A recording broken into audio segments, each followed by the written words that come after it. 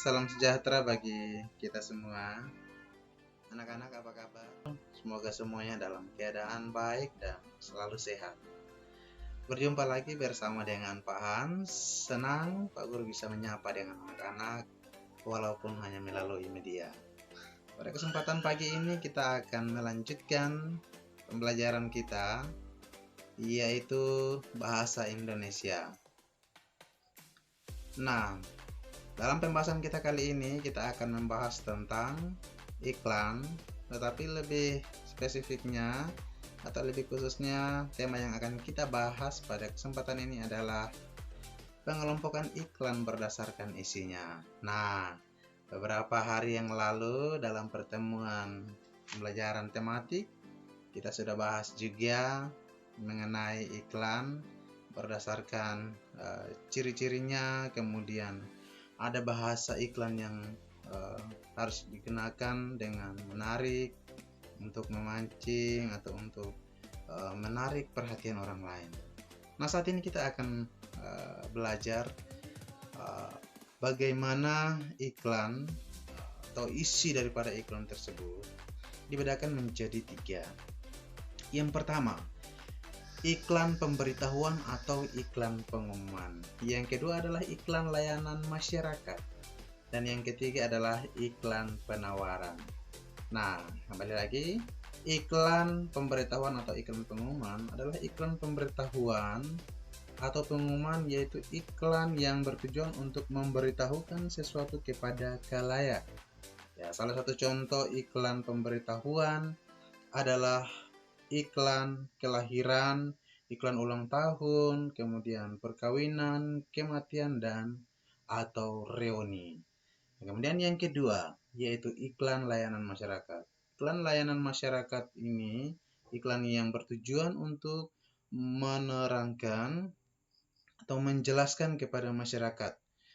Contohnya adalah iklan pembayaran pajak, iklan hemat listrik, dan iklan bebas narkoba atau bahaya narkoba.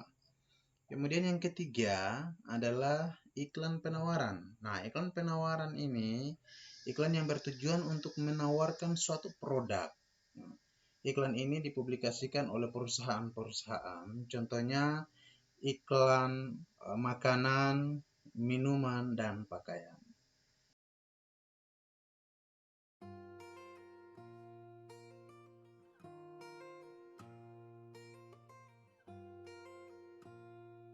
Oke, baik anak-anak, kita akan lanjut lagi dengan muatan pelajaran yang berbeda. Kali ini kita akan belajar pendidikan kewargaan negara. Nah, Pak Guru akan menunjukkan contoh gambar iklan tersebut.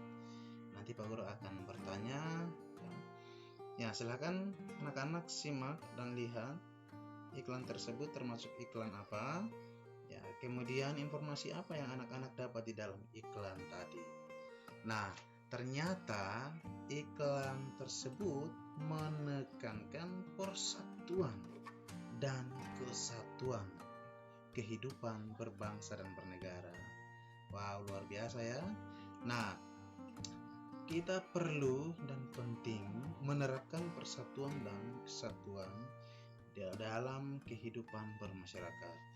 Ya, itu hal yang harus kita lakukan baik di lingkungan sekolah, di lingkungan rumah, maupun di lingkungan masyarakat. Kita harus menerapkan kehidupan yang damai. Nah, ada beberapa hal yang akan timbul ya ketika kita menerapkan sikap persatuan dan kesatuan antara lain. Yang pertama, mengembangkan sikap tenggang rasa, dan yang kedua, tidak memaksakan kehendak orang lain. Itu pentingnya. Dan yang ketiga, tidak membeda-bedakan suku, ras, dan agama dalam bergaul. Kemudian, hidup rukun dan semangat kekeluargaan antar warga masyarakat. Dan yang berikut, mengadakan kegiatan kerja bakti ya di lingkungan masyarakat. Dan yang terakhir adalah mendahulukan kepentingan umum di atas kepentingan pribadi ya. Nah, Itu adalah beberapa hal yang akan terjadi ketika kita hidup berdampingan, kita hidup bersatu dan saling bergandengan tangan. Nah, apa akibatnya ketika kita tidak melaksanakan semua itu?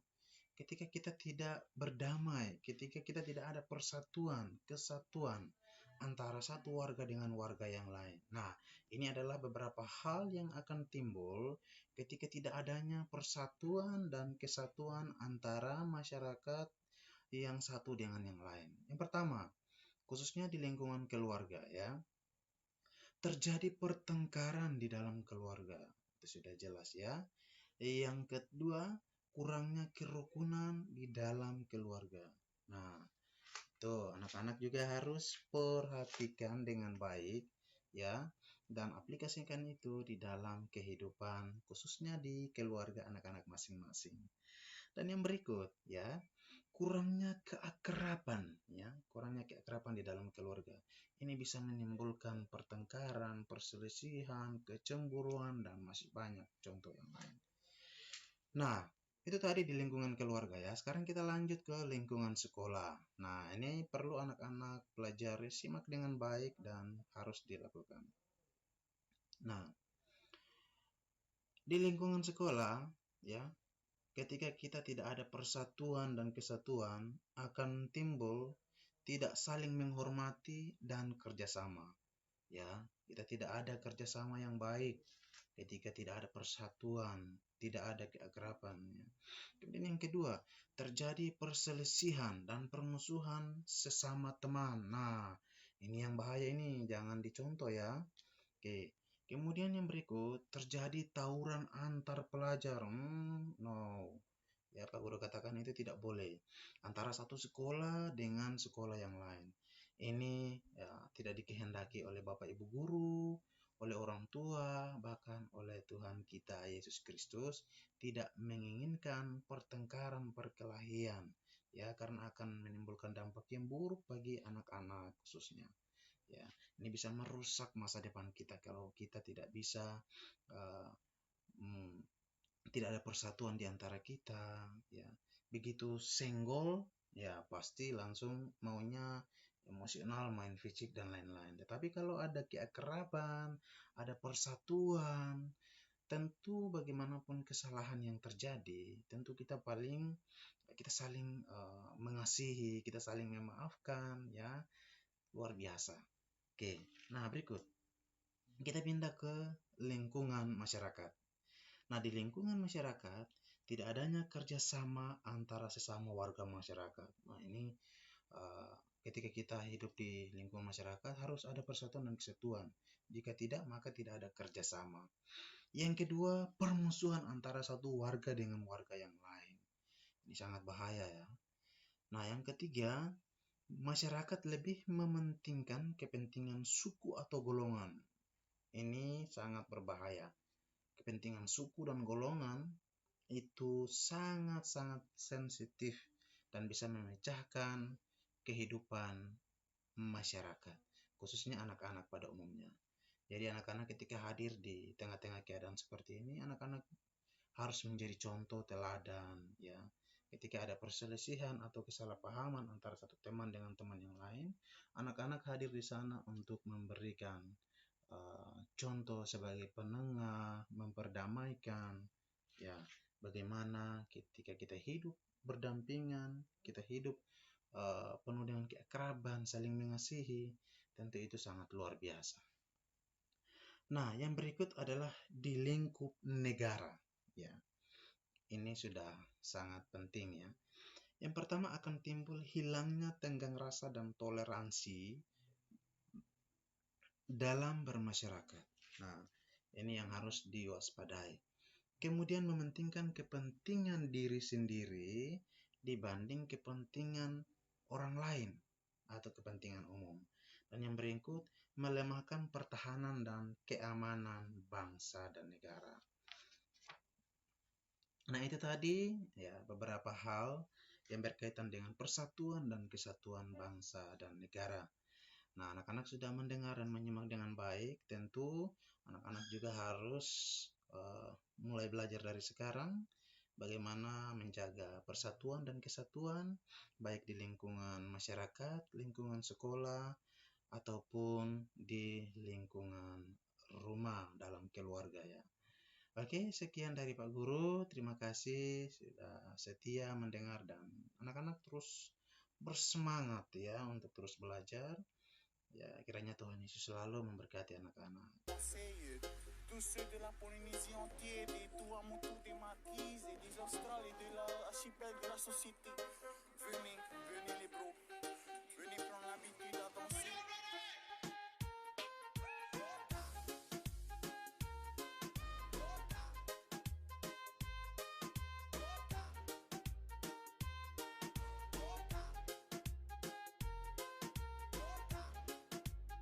Oke, anak-anak, kita akan lanjut lagi ya dengan mata pelajaran yang berbeda. Kali ini kita akan membahas tentang IPS, ilmu pengetahuan sosial. Nah, pada kesempatan ini anak-anak, kita akan mempelajari tentang kegiatan ekonomi. Apa sih kegiatan ekonomi itu? Tentu anak-anak masih ingat bukan? Nah, jika sudah lupa, Pak Guru akan menjelaskannya kembali. Kegiatan ekonomi adalah kegiatan manusia untuk memenuhi kebutuhan hidupnya, untuk mendapatkan barang dan jasa. Nah, kegiatan ekonomi tersendiri itu dibagi menjadi 3 bagian. Yang pertama yaitu produksi, kemudian yang kedua adalah distribusi, dan yang ketiga adalah konsumsi. Nah, kegiatan produksi adalah kegiatan yang menghasilkan barang dan jasa dengan mengolah bahan mentah menjadi bahan setengah jadi atau barang jadi. Nah, kemudian kita lanjut, kegiatan distribusi. Nah, kegiatan distribusi menyalurkan barang dan jasa dari produsen ke konsumen. Nah, orang atau badan yang menyalurkan barang dan jasa disebut distributor. Oke. Tujuan dari distributor adalah menyebarluaskan dan memeratakan hasil produksi kepada konsumen. Nah, yang ketiga yaitu konsumsi atau yang disebut konsumen. Nah, konsumsi adalah kegiatan menggunakan barang dan jasa. Ya. Orang yang menggunakan atau memakai barang dan jasa disebut apa? Konsumen. Ya, tujuan konsumen adalah untuk memenuhi kebutuhan atau memakai barang, memenuhi kebutuhan atau keperluan hidupnya sehari-hari. Nah, kegiatan ekonomi memiliki hubungan yang berbanding lurus. Apabila laju pertumbuhan ekonomi semakin naik atau membaik, ya, maka tingkat pendapatan masyarakat pun semakin bertambah. Hal ini tentu akan menyebabkan setiap kebutuhan masyarakat semakin mudah terpenuhi. Terima kasih, sekian dari Pak Guru. Sampai jumpa. Tuhan Yesus memberkati dan anak-anak selalu ingat menjaga kesehatan di rumah dan pakai masker ketika anak-anak selalu ada di luar rumah dan selalu mencuci tangan ya dalam segala aktivitas yang anak-anak kerjakan. Oke, sekian dari Pak Guru. Tuhan Yesus memberkati. God bless you.